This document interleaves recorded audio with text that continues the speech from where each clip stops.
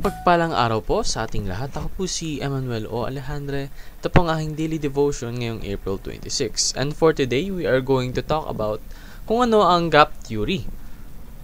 Makikita natin ito sa Genesis chapter 1 verse 1 to 2. The beginning. In the beginning, God created the heavens and the earth.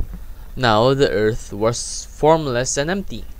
Darkness was over the surface of the deep, and the Spirit of God was hovering over the waters. Sa Tagalog, ang kasaysayan ng paglalang.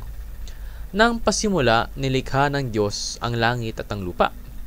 Ang lupa ay walang anyo at walang laman, at pinalot sa kadiliman ang kalaliman, samantalang ang Espiritu ng Diyos ay kumikilos sa ibabaw ng mga tubig. So, this gap theory instigates the theory into the Bible. It interprets it, rather. Because the Bible must be used as a basis of science. Yung Biblia po, ito yung maganda sa Biblia. Hindi lang siya practical knowledge, hindi lang siya biblical knowledge. It's also scientific knowledge.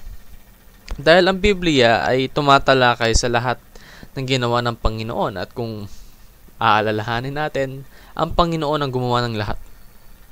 So lahat daw po ng naririto ngayon ay nilikha ng Panginoon, at kung ito'y ini-explain ng Biblia, then the Bible also explains the origin of everything.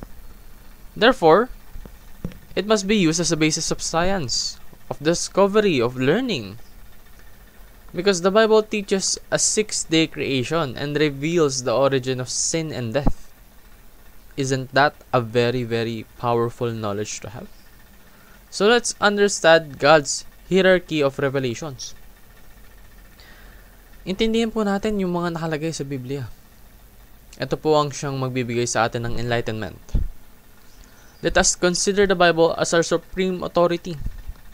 Ito po ang makakapag turo sa atin ng lahat ng bagay na alam natin. Or rather, hindi pa natin alam. Maaring mabago pa nito ang ating paniniwala sa mga topiko. So we should form a habit of reading the Bible exegetically. Reading it in its own context, in its own intended purpose, to glorify God. Yun lamang po ang aking daily devotion. Maraming salamat sa pakikinig. Pagpalain po tayong lahat, and let us all give glory to God.